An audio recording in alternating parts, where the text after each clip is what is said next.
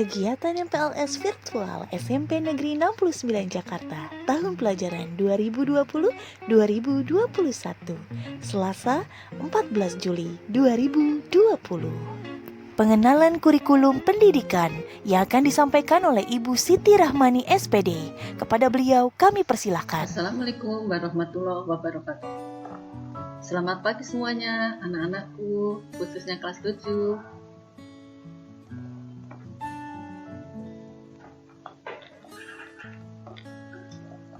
Anak-anakku kelas 7, bagaimana rasanya menjadi siswa SMP 69? Insya Allah semuanya dalam keadaan senang, gembira, sehat, walafiat semua ya. Insya Allah senang menjadi siswa baru SMP Negeri 69.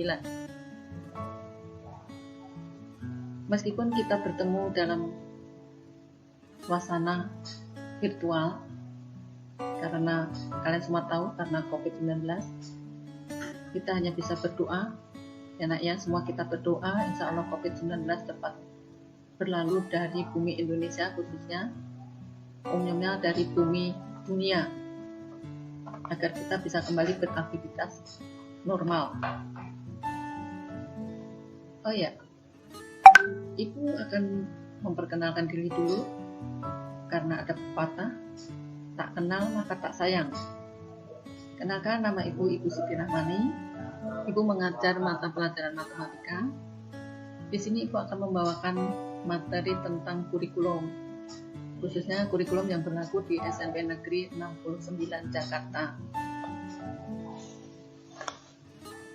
Mungkin kalian di waktu zaman di sekolah dasar juga sudah belajar tentang kurikulum dan juga sudah menggunakan kurikulum 2013. Mungkin ada sedikit perbedaan dengan kurikulum 2013 yang ada di sekolah dasar dengan yang ada di SMP, tingkat SMP. Apa sih kurikulum itu? Kurikulum adalah kumpulan rencana, tujuan, materi pembelajaran, bahkan cara mengajar yang digunakan sebagai pedoman oleh para pengajar demi tercapainya tujuan akhir pendidikan. Tujuan kurikulum, setiap negara memahami betapa pentingnya pendidikan bagi masa depan bangsa.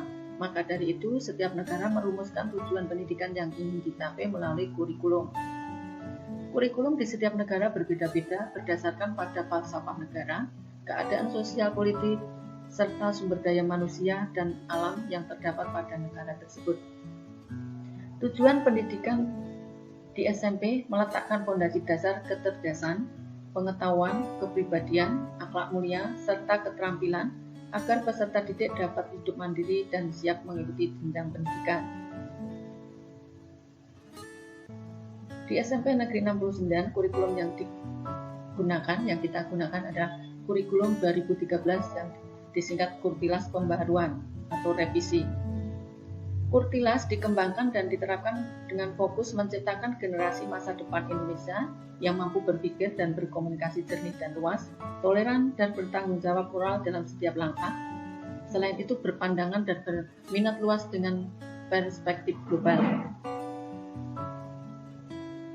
Dalam konteks sosial ekonomis, penerapan kurikulum 2013 ditujukan untuk menyiapkan generasi masa depan yang produktif, kreatif, inovatif, dan afektif dalam menyambut ragam implementasi masyarakat ekonomi seperti WTO, komunitas ASEAN, KAFTA, APEC, dan lain sebagainya.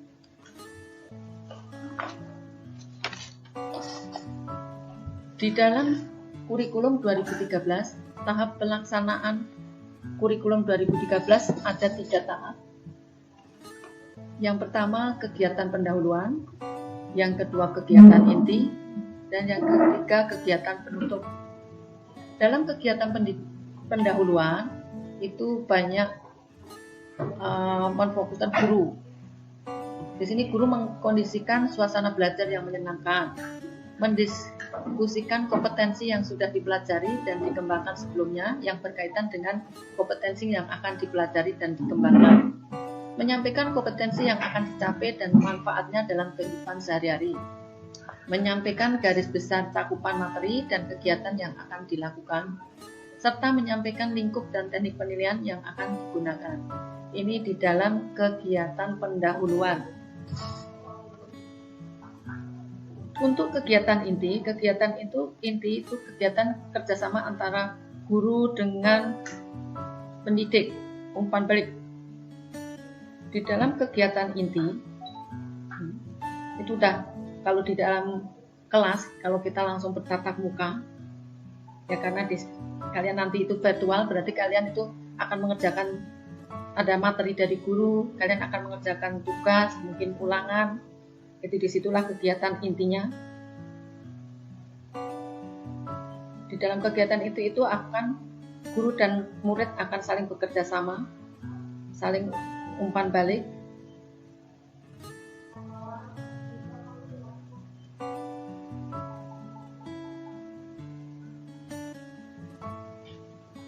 Saling bekerja sama, saling umpan balik antara guru dengan siswa. Di dalam kegiatan inti ini merupakan proses pembelajaran untuk mencapai kompetensi yang dilakukan secara interaktif, inovatif, menyenangkan, menantang, memotivasi peserta didik berpartisipasi aktif, serta memberikan ruang yang cukup bagi prakarya, kreatif, dan kemandirian sesuai dengan bakat, minat, perkembangan fisik, serta psikologis peserta didik. Kegiatan inti ini menggunakan pendekatan saintifik yang disesuaikan dengan karakteristik mata pelajaran dan peserta didik.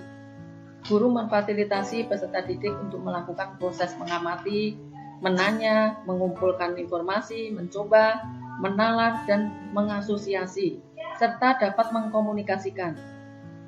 Dalam setiap kegiatan, guru harus memperhatikan perkembangan sikap peserta didik pada kompetensi dasar dari K1 dan K2, antara lain mensyukuri karunia Tuhan, jujur, teliti, kerjasama, toleransi, disiplin, taat aturan, menghargai pendapat orang lain yang tercantum dalam silabus dan RPP.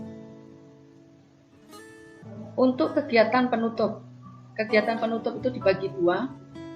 Kegiatan yang dilaksanakan oleh guru bersama peserta didik, seperti membuat rangkuman pelajaran yang telah diberikan, melakukan refleksi terhadap kegiatan yang sudah dilaksanakan, dan memberikan umpan balik terhadap proses hasil pembelajaran.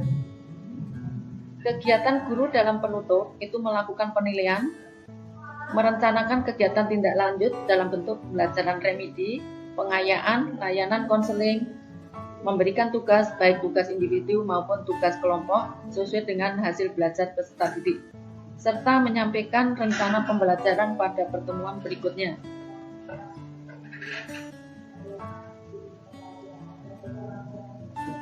Selain tiga hal tadi, kegiatan pendahuluan, kegiatan inti, kegiatan penutup, ada daya dukung, sarana, dan prasarana.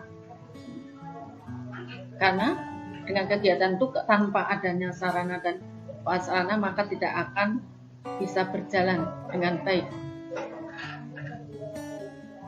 Daya dukungnya berupa ketersediaannya sarana dan prasarana pembelajaran, sarana yang meliputi perabotan pendidikan, peralatan pendidikan, media pendidikan, buku dan sumber belajar, serta lainnya, bahan yang habis pakai, serta perlengkapan lain yang diperlukan untuk menunjang proses pembelajaran yang teratur dan berkelanjutan. Prasarananya itu meliputi lahan, ruang kelas, ruang pimpinan satuan pendidikan, ruang guru atau ruang pendidik, ruang tata usaha, ruang perpustakaan, ruang laboratorium, ruang bengkel kerja, ruang unit produksi, ruang kantin, instalasi daya dan jasa, tempat berolahraga, tempat ibadah, tempat bermain, tempat berkreasi, dan ruang lain yang menunjang. Di dalam kurikulum 2013, aspek penilaiannya itu ada 3 yang dinilai. Yang satu aspek pengetahuan, yang kedua aspek pengetahuan, yang ketiga aspek sikap dan perilaku. Aspek pengetahuan itu merupakan aspek yang ada di dalam materi pembelajaran untuk menambah wawasan siswa di suatu bidang di dalam struktur kurikulum. Kalau di dalam pengetahuan, penilaian pengetahuan, aspek pengetahuan, itu ada di dalam raport itu ada namanya penilaian wajib, dan penilaian tidak wajib. Itu mata pelajaran yang wajib itu mata pelajaran agama, PKN, bahasa Indonesia, bahasa Inggris, matematika, IPA, IPS, penjaskes, seni budaya, dan pelajaran yang wajib itu. Kenapa dikatakan tidak wajib itu? Karena setiap wilayah, setiap daerah mempunyai pelajaran yang masing-masing beda, ada perbedaan tergantung wilayah tersebut. Kalau di Jakarta atau khususnya di SMP 69 itu prakarya. Untuk aspek keterampilan atau penilaian keterampilan bertujuan untuk meningkatkan keterampilan siswa dalam membuat, melaksanakan, dan mengerjakan suatu soal atau proyek sehingga siswa dapat berlatih sifat ilmiah, karakter yang merujuk pada aspek keterampilan. Aspek keterampilan dapat berupa keterangan pengerjaan soal, keterampilan pengerjaan dan pelaksanaan proyek, keterampilan membuat teks, dan keterampilan dalam menjawab soal lisan. Untuk aspek sikap dan perilaku. Aspek sikap dan perilaku merupakan aspek penilaian dengan menilai sikap dan perilaku peserta didik selama proses pembelajaran.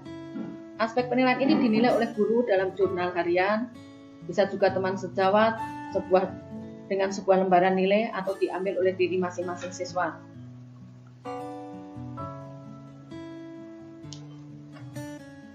Di dalam kurikulum 2013 di SMP Negeri 69 ada beberapa hal yang perlu kalian ketahui. Mungkin di dalam proses kenaikan kelas beda dengan waktu di SD. Di SMP 69 di dalam terdiri dari 1 tahun, terdiri dari 2 semester, ada semester ganjil, ada semester genap. Dalam 1 semester itu minim 3 kali ulangan harian, ada PTS, penilaian tengah semester, ada PAS, penilaian akhir semester. Ada yang nanti setelah 1 tahun ada namanya PAT, penilaian akhir tahun. Kalian berhak mendapatkan remedial untuk penilaian harian. Di dalam remedial kalian yang harus peserta didik yang harus meminta terhadap guru. Untuk kriteria kenaikan kelas di SMP 69, nah ini yang perlu kalian ketahui. Ada beberapa syarat. Yang pertama, mengikuti kegiatan belajar mengajar KBM di semester ganjil dan genap. Memiliki sikap minimal B, baik. Karena sikap tadi ada A, ada B, ada C. Kalau A itu sangat baik, B baik, C cukup. Kehadiran, jumlah kehadiran. Jumlah kehadiran, kalau di sini kehadiran itu kadang ada sakit, ada izin, ada tanpa keterangan. Untuk ketidakhadiran yang tanpa keterangan itu sangat mempengaruhi kenaikan kelas. Ya. Jumlah ketidakhadiran atau alfa itu 1 tahun tidak boleh lebih dari 20 hari. Ya. Kalau kalian misalkan nilainya sudah bagus tapi ketidakhadiran karena alfa tanpa keterangan lebih dari 20 hari maka dinyatakan tidak bisa naik kelas. Di samping itu, nilai di bawah KKN maksimal 2 mata pelajaran. Dan diputuskan berdasarkan hasil rapat Dewan Guru. Inilah kriteria kenaikan kelas di SMP Negeri 69. Demikian anak-anakku, kelas 7. Mudah-mudahan kalian sudah mengerti tentang sedikit mengenai kurikulum 2013 yang berlaku di SMP Negeri 69. Sebelumnya, ibu pesan kalian tetap semangat. Jangan menyerah meskipun kita belajar lewat virtual. Sekali lagi ibu ucapkan selamat telah menjadi siswa SMP Negeri 69. Mudah-mudahan keterangan dari ibu bisa menambah wawasan kalian, bisa kalian gunakan, bisa kalian implementasikan dalam kehidupan sehari-hari. Sebelum ibu akhiri, Ibu ucapkan selamat sekali lagi dan tetap semangat. Semangat, semangat, semangat. Akhir salam. Wabillahi taufiq wal hidayah. Wassalamualaikum warahmatullahi wabarakatuh. Materi pendidikan karakter yang akan disampaikan oleh Bapak Sumardi SPD. Kepadanya kami persilakan.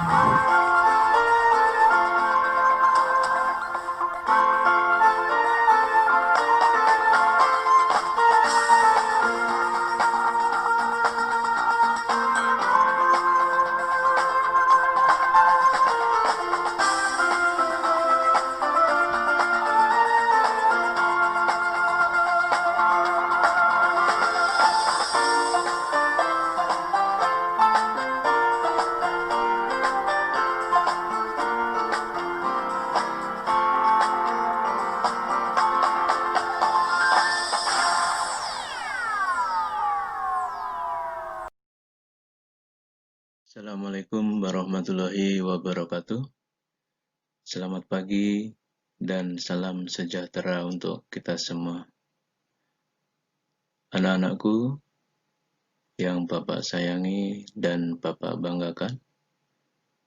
Pertama-tama, marilah kita panjatkan puji syukur kehadirat Allah SWT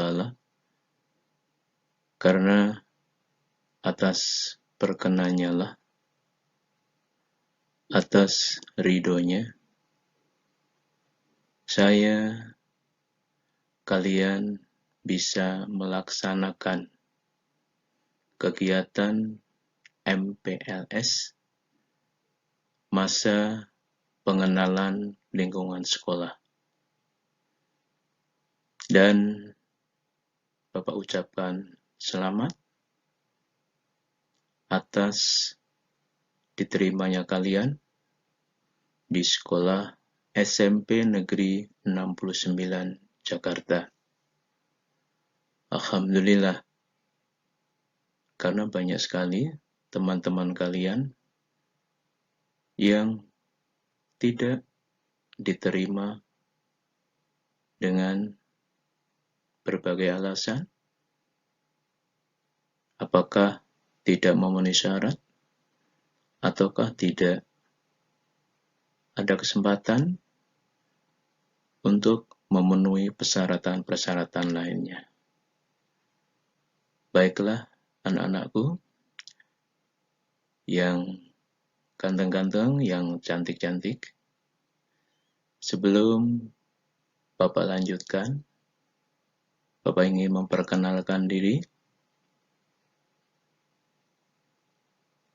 Bapak mengajar bahasa Inggris kelas 8 dan kelas 9.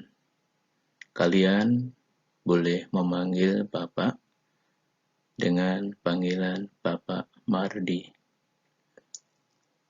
Oke anak-anakku, kita mulai kegiatan MPLS pagi hari ini dengan tema pendidikan karakter. Kalian simak, kalian perhatikan dengan seksama.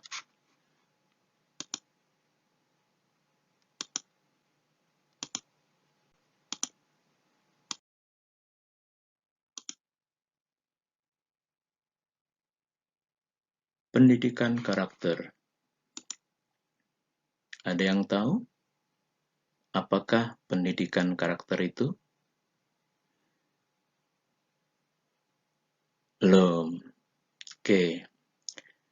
Pendidikan karakter dapat dimaknai, dapat diartikan sebagai segala usaha yang dapat dilakukan untuk mempengaruhi karakter siswa, yang dapat mempengaruhi karakter peserta didik. Pendidikan karakter bisa juga diberikan penjelasan sebuah kepribadian yang dilahirkan dari sebuah pembelajaran yang ditinjau dari titik tolak etis atau moral, misalnya kejujuran,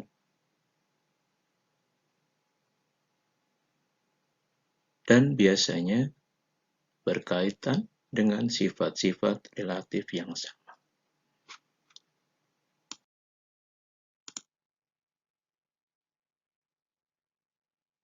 Karakter. Apakah itu karakter? Karakter adalah cara berpikir dan berperilaku yang menjadi ciri khas tiap individu untuk hidup dan bekerja sama, baik dalam lingkup keluarga, masyarakat, bangsa, dan negara. Jadi, individu yang berkarakter baik adalah individu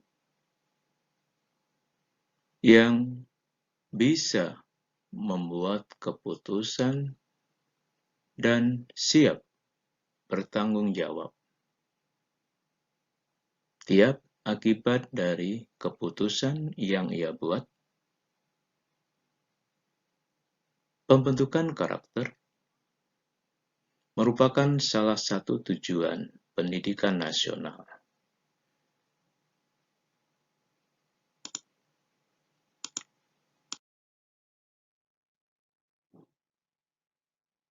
Pendidikan karakter di sekolah, nanti kalian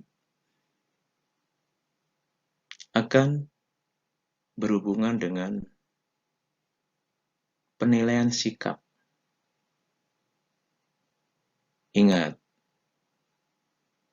kalian di sekolah kalian yang dulu, kalian dinilai dari 3 ranah.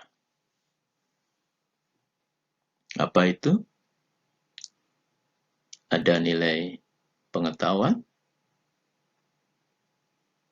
Jadi yang dinilai pengetahuan kalian, kemudian nilai keterampilan,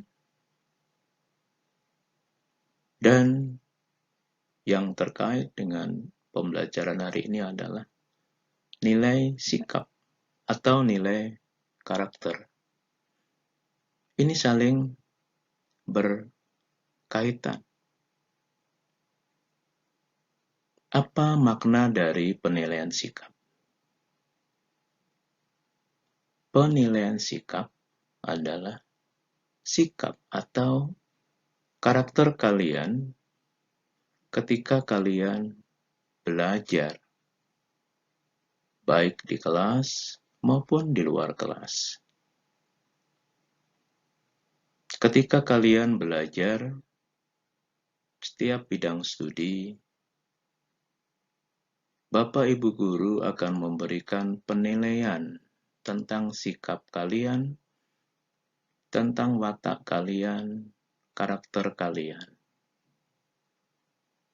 Sikap terbaik mutlak kalian tunjukkan. Dan ini menjadi penentu siswa dari setiap jenjangnya. Ketika kalian nanti duduk di tingkat kelas 7, penilaian sikap atau penilaian karakter akan menjadi penentu, salah satu penentu untuk peserta didik dinyatakan naik ke tingkat berikutnya atau tidak. Bahkan, nilai pengetahuan dan keterampilan yang sudah kalian raih dengan hasil yang terbaik seolah tak berguna. Manakala siswa tersebut belum memiliki nilai karakter, nilai sikap yang terbaik atau minimal baik. Jadi, ini keterkaitan antara penjelasan Bapak di depan tentang pendidikan karakter akan berhubungan dengan nilai sikap.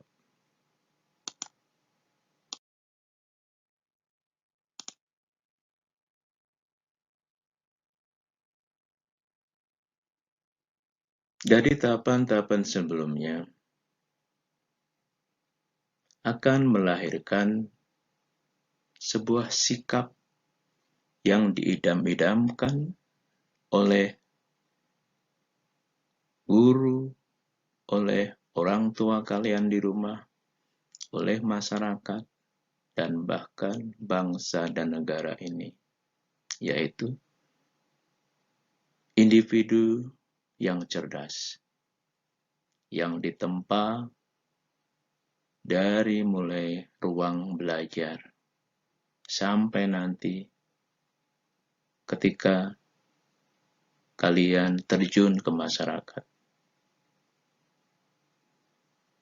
Kecerdasan menjadi hal yang sangat diidam-idamkan. Dan ini menjadi sebuah hasil yang gemilang ketika pendidikan karakter dan memiliki sikap yang sangat mulia. Sehingga kalian akan mendapatkan kecerdasan, kalian akan cerdas, berpengetahuan, kalian akan juga cerdas dalam mengamalkan agama, dan juga kalian akan cerdas dalam menjaga, menyeimbangkan emosi kalian.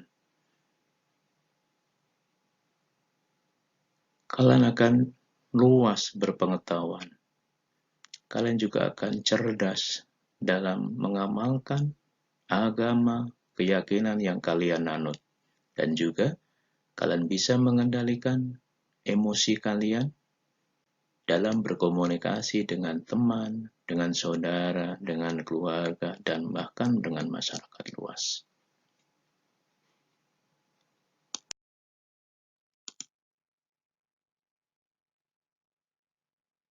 Nah, anak-anakku, demikian tadi paparan hari ini tentang pendidikan karakter. Mudah-mudahan kalian bisa memahami dengan baik dan nanti bisa kalian gunakan untuk belajar dan meraih cita-cita. Terima kasih. Tetap di rumah, jaga jarak, cuci tangan pakai sabun, dan selalu pakai masker. Tetap semangat, walaupun kita belajar dari jauh. Terima kasih. Wassalamualaikum warahmatullahi wabarakatuh. Materi tata krama yang akan disampaikan oleh Bapak Satria Wijayanto SPD. Kepada beliau, kami persilakan.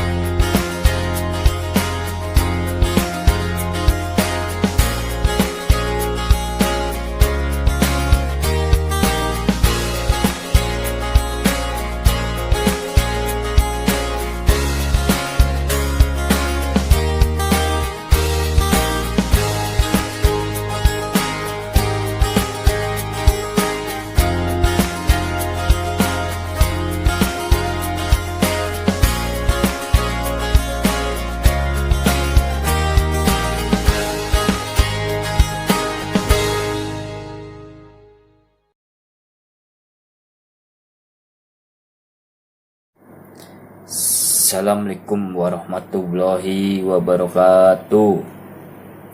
Selamat pagi anak-anak. Salam sejahtera untuk kita semua. Apa kabar hari ini? Semoga semuanya sehat semua ya. Perkenalkan, nama Bapak Satria Wijayanto.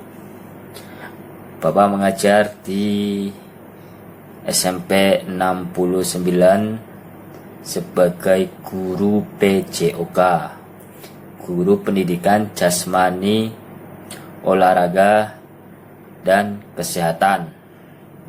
Ya, hari ini untuk MPLS Bapak ditugaskan untuk memberi materi tentang tata krama.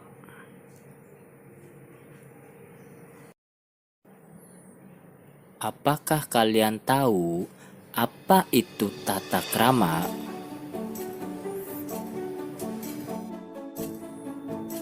Tata krama terdiri atas dua kata, yaitu tata dan krama.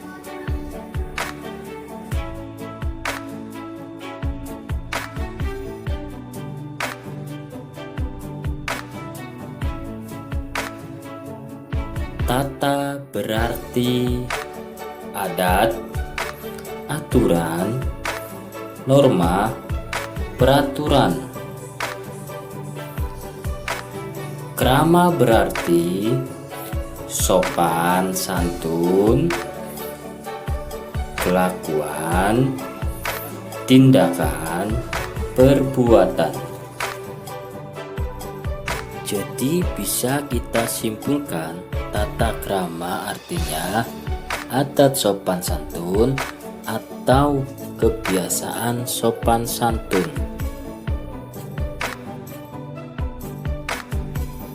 Dalam pergaulan sehari-hari, kita harus memiliki sikap saling menghormati yang dikenal dengan tata krama atau sopan santun. Tata krama akan membantu kita menghilangkan kebiasaan-kebiasaan buruk. Tata krama itu banyak sekali. Yang kita bahas dalam pertemuan kali ini adalah tentang tata krama di sekolah. Nah, bagaimana tata krama kalian di sekolah? Yang pertama adalah jangan sampai terlambat datang ke sekolah. Kedua, berbarislah dengan rapi. Ketiga, masuk ke kelas dengan tertib. Keempat, duduk yang rapi dan sopan. Kelima, perhatikan guru ketika menerangkan pelajaran.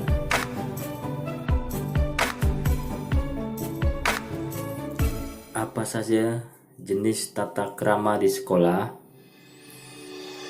Yang pertama ada tata krama bergaul dengan guru dan teman. Kedua, tata krama berpakaian dan berhias. Ketiga, tata krama belajar. Keempat, tata krama terhadap lingkungan sekolah. Sekarang kita akan bahas satu persatu. Tata krama bergaul dengan guru. Berbicara yang sopan, mengucapkan salam ketika bertemu, tidak lewat atau lari-lari di depan guru, minta izin jika meninggalkan kelas, jika dipanggil guru segera menyaut, tidak boleh membantah guru secara emosional.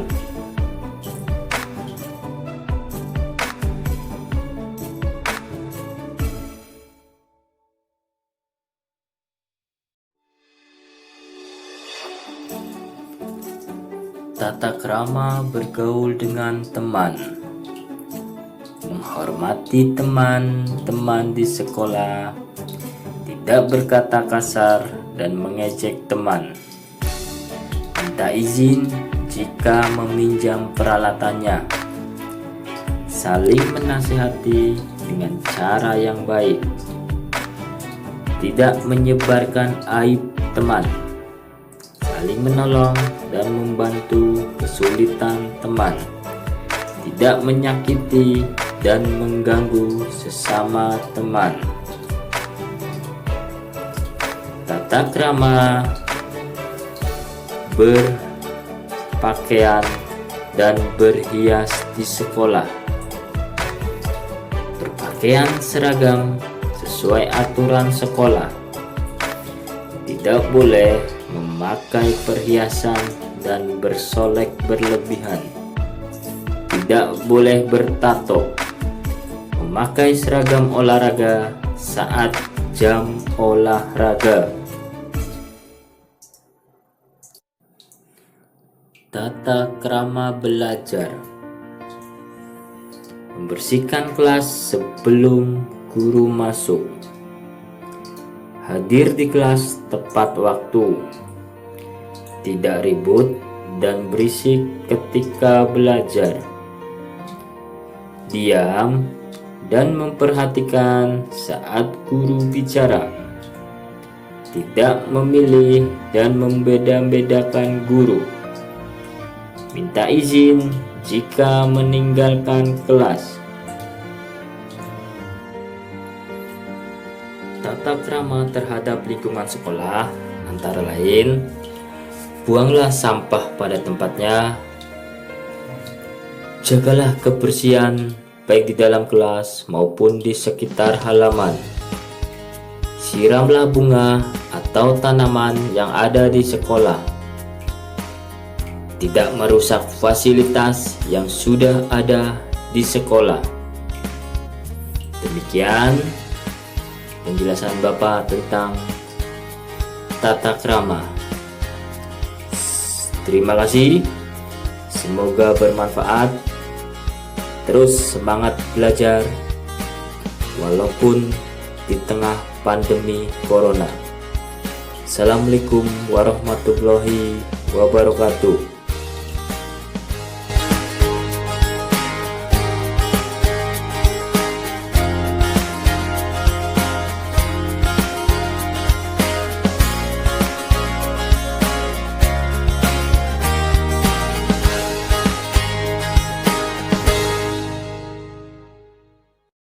Materi belajar efektif yang akan disampaikan oleh Ibu Anissa Nurin Destiana SPD.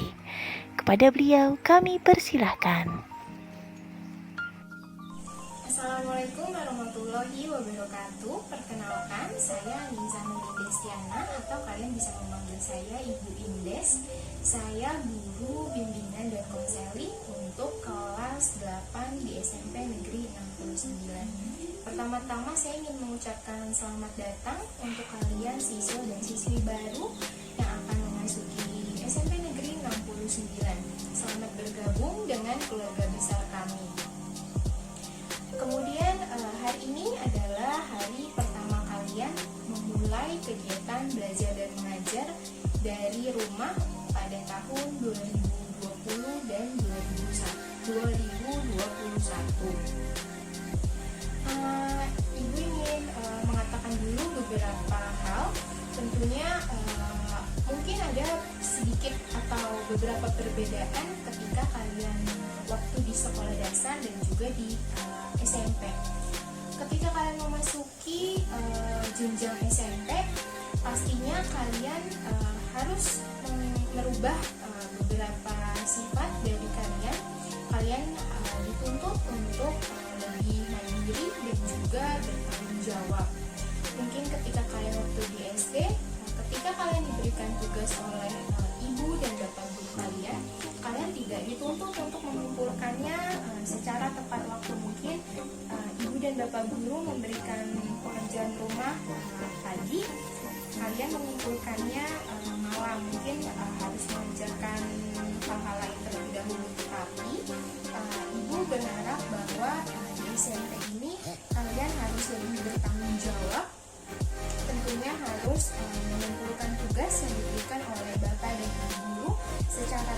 waktu.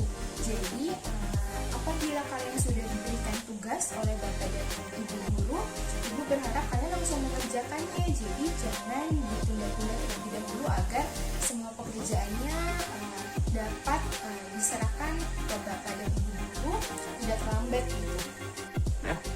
Walaupun di masa pandemi ini kalian harus tetap belajar di rumah secara daring, tapi ibu berharap bahwa kalian tetap mengikuti peraturan yang sudah diberlakukan oleh bapak dan ibu guru setiap mata pelajaran maupun wali kelas kalian masing-masing.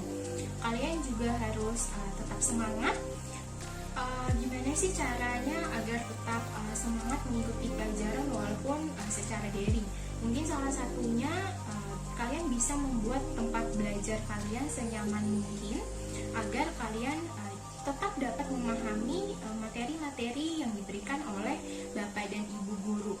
Mungkin kalian bisa, ketika kalian melakukan mungkin Zoom meeting oleh bapak dan ibu guru dan juga teman-teman lainnya, kalian membuat tempat belajar di sekitar kalian itu senyaman mungkin yang membuat kalian tuh betah untuk tetap mengikuti pelajaran tersebut. Kemudian untuk jamnya itu kan dimulainya dari pukul 7.30 sampai dengan 12.30. Kalau dibandingkan ketika kalian harus datang ke sekolah, mungkin lebih cepat belajar di rumah ya secara daring. Jadi walaupun lebih cepat dan juga lebih siang, kalau di sekolah kalian harus datang pukul 6.30, tetapi di rumah pukul 7.30 kalian tetap harus mengikuti aturan. Jangan mentang-mentang pukul 7.30 kalian jadi nanti aja deh, santai-santai dulu, tidak boleh seperti itu. Ibu berharap kalian harus tetap mengikuti peraturan-peraturan yang sudah diberikan oleh bapak dan ibu guru. Kemudian apabila kalian merasa ada materi yang memang kalian pikir belum mengerti nih, gimana sih ini, mungkin ada pertanyaan ataupun yang lainnya, jangan sungkan, jangan malu, kalian bisa tanyakan langsung kepada bapak dan ibu guru mata pelajaran kalian, atau kalian bisa bertanya dengan wali kelas kalian. Kemudian untuk wali kelas itu biasanya sudah membuatkan satu grup WhatsApp yang mana isinya ada murid-murid baru dan juga ada wali kelasnya tersebut ya. Demi ini kalian tetap menjaga kesehatan kalian, harus menerapkan hidup sehat, pola hidup sehat. Tidak lupa untuk sering-sering mencuci tangan apabila kalian tidak ada kegiatan yang harus mengharuskan kalian keluar rumah, tidak mendesak. Itu ibu harap kalian tetap berada di rumah, tidak kemana-mana. Pola sehat, banyak-banyak makan sayur, banyak minum air putih, dan juga olahraga. Mungkin karena kelamaan di rumah, jangan hanya nonton TV, diam di depan laptop, kalian bisa melakukan olahraga kecil, bersepeda mungkin apabila ada yang mempunyai sepeda. Mungkin itu yang dapat saya sampaikan. Saya mohon maaf apabila ada perkataan atau perbuatan yang menyinggung kalian. Saya ingin mengucapkan sekali lagi selamat datang di keluarga besar SMP Negeri 69. Wassalamualaikum warahmatullahi wabarakatuh. Masa pengenalan lingkungan sekolah SMP Negeri 69 Jakarta dilakukan secara virtual menggunakan aplikasi Google Meet. Meski tak bertatap muka langsung, namun peserta didik baru yang hari ini menjalani MPLS terlihat bersemangat. Menggunakan piranti smartphone maupun laptop dengan seragam masing-masing, para peserta didik baru terlihat antusias mengikuti setiap sesi MPLS. Kegiatan ini tentunya harus lebih kreatif dan inovatif dalam memanfaatkan teknologi informasi secara optimal, sehingga pembelajaran pada satuan pendidikan tetap dapat tercapai secara maksimal. PLS tahun ini bertujuan mengenali potensi diri siswa baru, lalu membantu siswa beradaptasi dengan lingkungan sekolah dan sekitarnya, antara lain terhadap aspek keamanan, fasilitas umum, dan sarana prasarana sekolah. Selanjutnya menumbuhkan motivasi, semangat, dan cara belajar efektif sebagai siswa baru. Kegiatan ini juga ditujukan untuk mengembangkan interaksi positif antara siswa dan warga sekolah lainnya. Menumbuhkan perilaku positif antara lain kejujuran, kemandirian, sikap saling menghargai, menghormati keanekaragaman, dan persatuan. Kegiatan MPLS ini juga ditujukan untuk membangun pendidikan karakter, yaitu dengan menerapkan nilai-nilai Pancasila, meliputi nilai religius, jujur, toleran, disiplin, dan bekerja keras. Yang terakhir, mendidik para peserta didik baru memahami dan melaksanakan protokol kesehatan COVID-19 di lingkungan keluarga, sekolah, dan masyarakat. Inilah ilustrasi kegiatan MPLS virtual SMP Negeri 69 Jakarta, Selasa 14 Juli 2020. Tanpa bertatap, tetap semangat.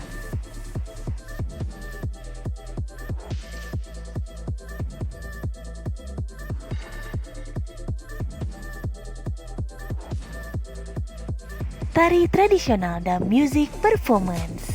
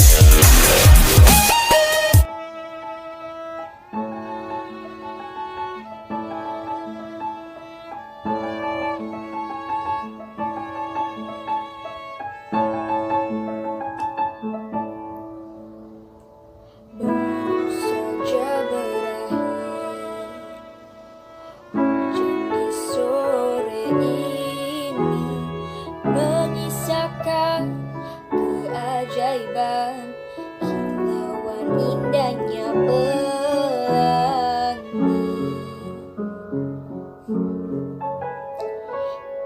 Pernah terlewatkan, tetap mengaguminya. Kesempatan seperti ini tak akan bisa dibeli.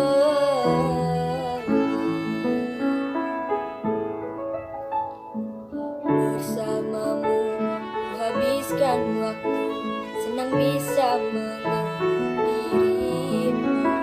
Rasanya semua begitu sempurna, sayang untuk mengakhirinya.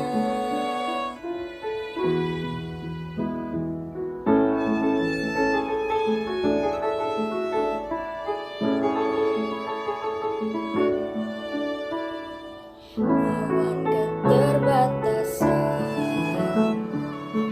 sedikit kemungkinan akan menyerah untuk hadapi rasa tak mau datang lagi.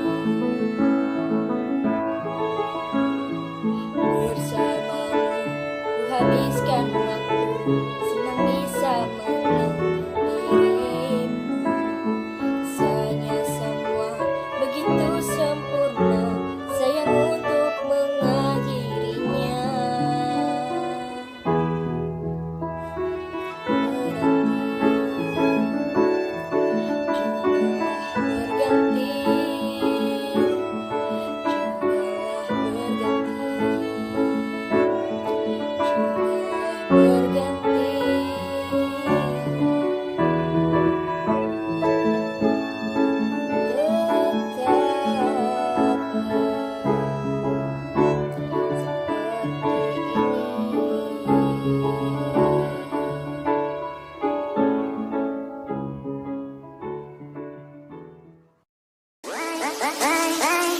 Bye.